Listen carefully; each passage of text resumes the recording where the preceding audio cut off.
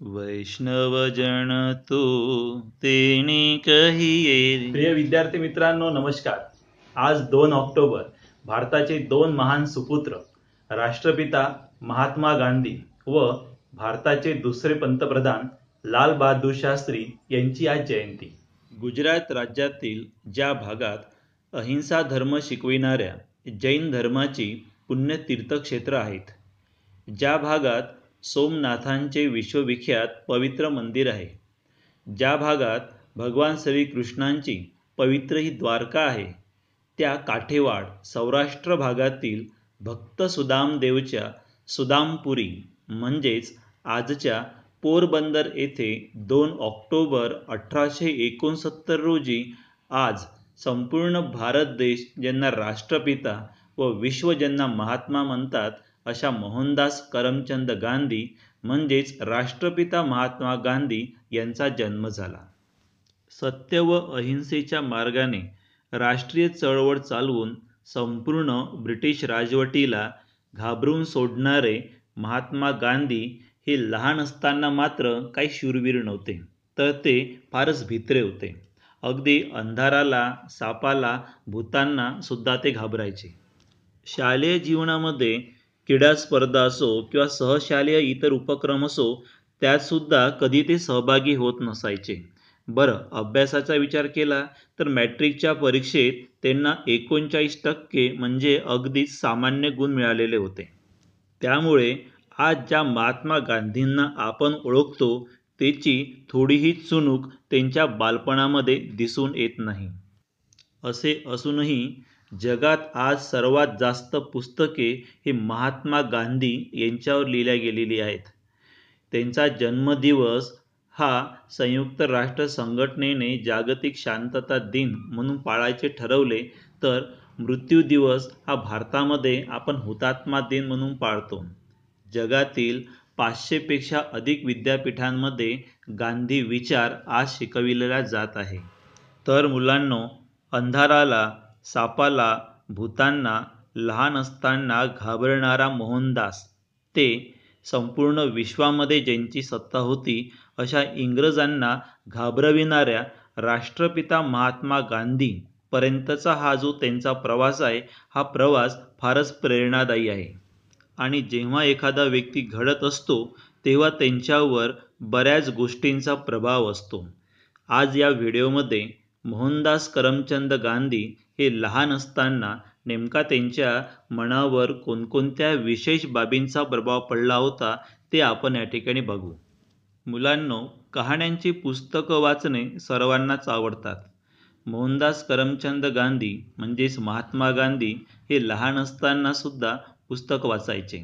असेच प्रकारे एक वेळेला श्रावण बाळच्या कहाणीचं पुस्तक त्यांच्या हाती आलं व संपूर्ण पुस्तकाचं त्यांनी वाचन केलं. आंधळ्या असलेल्या आई वडिलांना कावडीत बसवून ती कावड स्वतःच्या खांद्यावर घेऊन श्रावण बाळ हा त्यांना तीर्थयात्रा घडवायचा. श्रावण बाळच्या या मातृपितृभक्तीच्या गोष्टीचा महात्माजींच्या मनावर फार परिणाम झाला.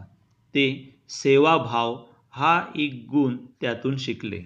मुलांनो, आपणही कहाण्या, कविता, नाटके बघत असतो, ऐकत असतो, परंतु त्यातून जर आपण काही शिकण्याचा प्रयत्न केला की मग एका सामान्य व्यक्तीचा महान व्यक्ती बनण्याकडे प्रवास हा सुरू होतो. महात्मा गांधींच्या जीवनात सुद्धा असंच घडलं. श्रावणबाळच्या कहाणीतून ते सेवाभाव शिकले, तर हरिश्चंद्र हे जे नाटक होतं त्या नाटकामधून त्यांना सत्य हे एक तत्त्व शिकायला मिळालं.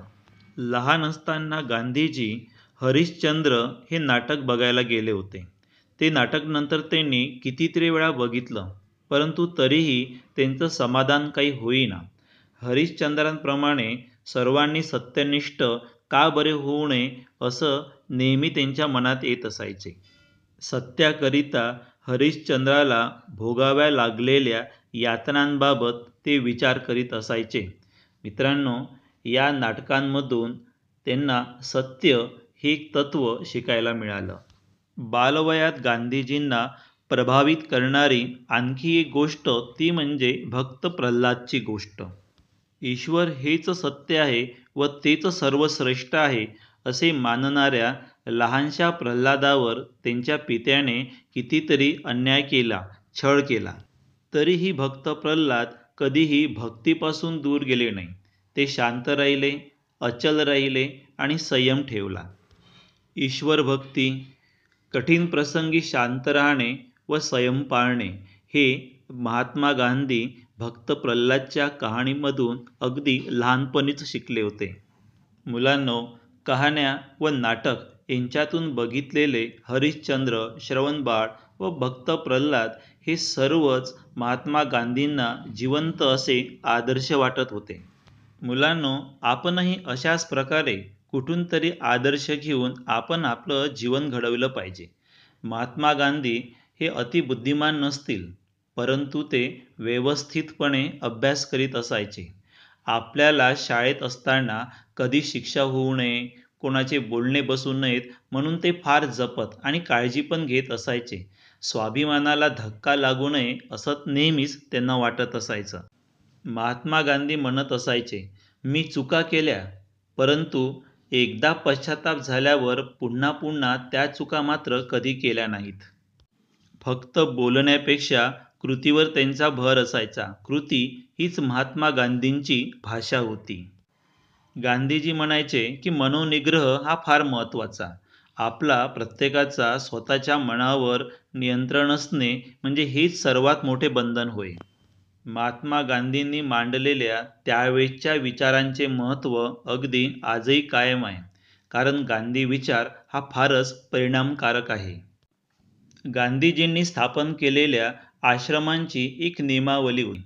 अहिंसा, सत्य, अस्तेय, ब्रह्मचर्य, असंग्रह, शरीरश्रम, अस्वाद, सर्वत्र भयवर्जन, सर्वधर्मी समानत्व, स्वदेशी स्पर्शभावना, ही एकादश सेवावी, नम्रत्वे, व्रत निश्चये. मुलांनो, महात्मा गांधी हे फक्त बोलायचे नाही तर प्रत्येक गोष्टी स्वतःहून सुद्धा कृतीमध्ये आणायचे. कस्तुरबा गांधी त्यांच्या पत्नी आजारी असताना डॉक्टरांनी त्यांना मीठ कमी खायला सांगितले किंवा काही काळपर्यंत मीठ खाऊच नका असे त्यांना सूचित केले. गांधीजी सुद्धा कस्तुरबाला म्हणाले की उद्यापासून भाज्यांमध्ये मीठ टाकायचे नाही. कस्तुरबा त्यांना म्हणाल्या की बिना मिठाची भाजी खाता येईल का? तुम्ही सुद्धा खाऊ शकता का? त्यावेळी महात्मा गांधींनी कस्तुरबा गांधींसोबत स्वतः पुढील 1 महिन्यापर्यंत बिना मिठाच्या भाज्या खाल्ल्या होत्या. मुलांनो, अशा प्रकारे आपल्याला महात्मा गांधींच्या प्रत्येक कृतीतून बरंच काही शिकायला मिळते. तुम्ही सर्वांनी महात्मा गांधींनी लिहिलेली व महात्मा गांधींवर इतरांनी लिहिलेली पुस्तके निश्चित वाचा. या पुस्तकांच्या वाचनातून स्वतःचं जीवन एक आदर्शवत घडवा. धन्यवाद.